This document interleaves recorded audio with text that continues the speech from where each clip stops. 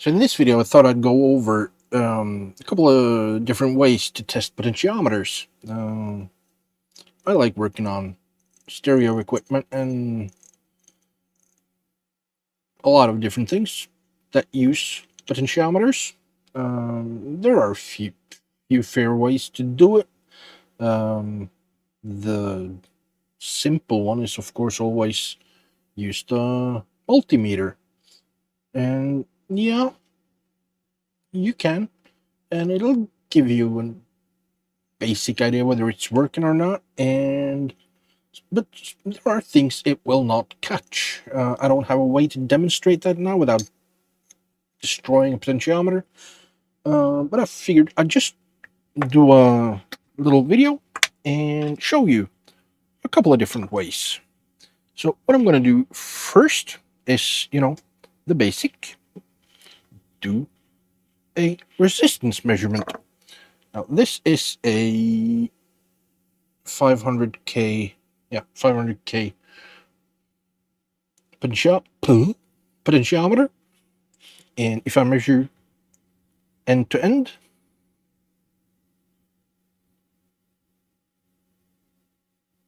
yeah, 494. So. And on the wiper, right now, it's set to whatever it is. It's on the far left, so it should be basically 0.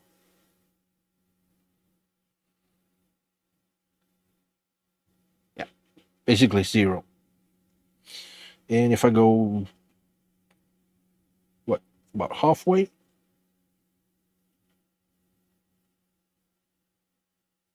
$290. So you can use the multimeter, but you want to test it and see that it works. It does what it's supposed to. The only signal generator I currently have is this Fnercy DSO-TC3. It's a good multifunction tester. I use it for testing components, mostly transistors and MOSFETs. I do not use the digital signal oscilloscope on this one. I do not.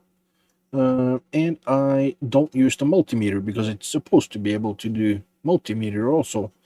But I do use the I do use the signal generator part of it. And I'll show you by using the signal generator part on this one, a Siglent oscilloscope, and I'll show you with the extra camera. Let's put something under there. You know what? Let's use the LTT coin just to give it a slight angle so I don't capture the light I have right there. So I'm going to go into signal generator, and it's very, very easy. You can test any potentiometer. This is a 2-channel 100K potentiometer. Works just the same. This one just happens to be something I pulled from a broken device, and this is one of those that has steps. But I'll just continue using the 500K. All you have to do with the signal generator, I use the pulse function on this one, and I have it set to 3 kilohertz, 50% duty cycle, so it's basically square wave.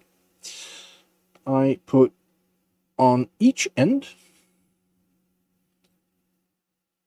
plus and minus. Let's see. And I'll then take my oscilloscope.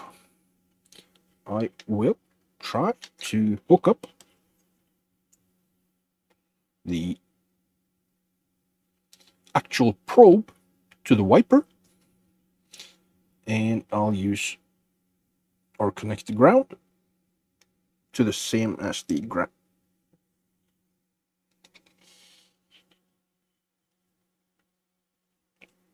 I need a little bit more space,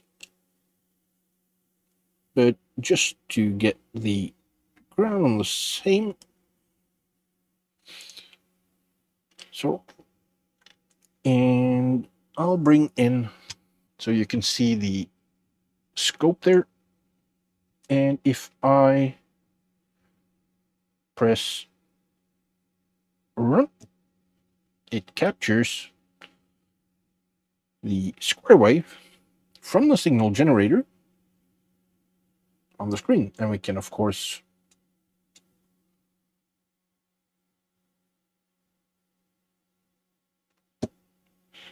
do that.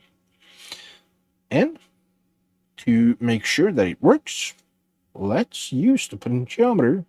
And I need to zoom out again. We can test the functionality.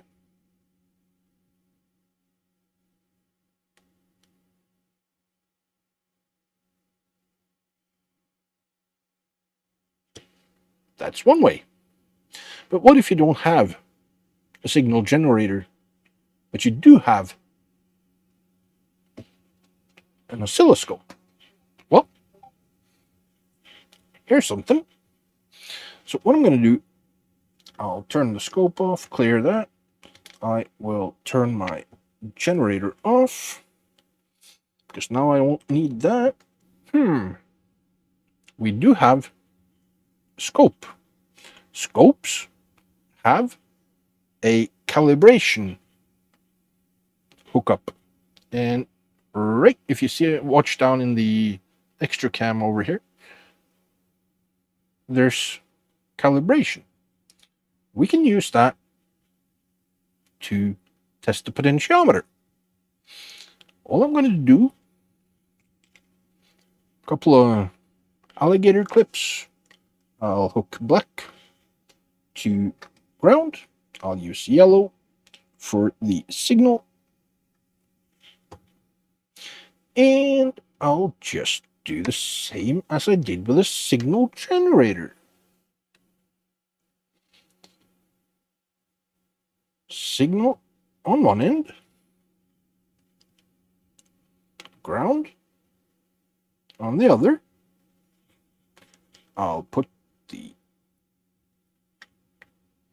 wiper to the scope probe and ground to ground. Now I might have to tweak some settings. Nah, it's the same. And if I turn the potentiometer,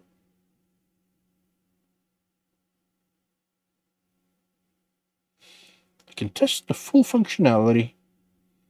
This potentiometer is a little bit dirty, as you can see, but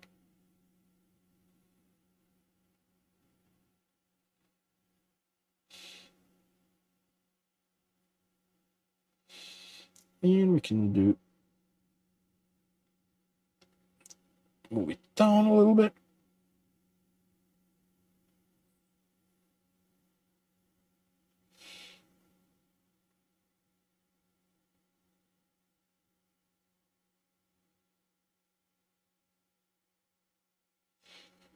Set it to half a millisecond, 500 microseconds.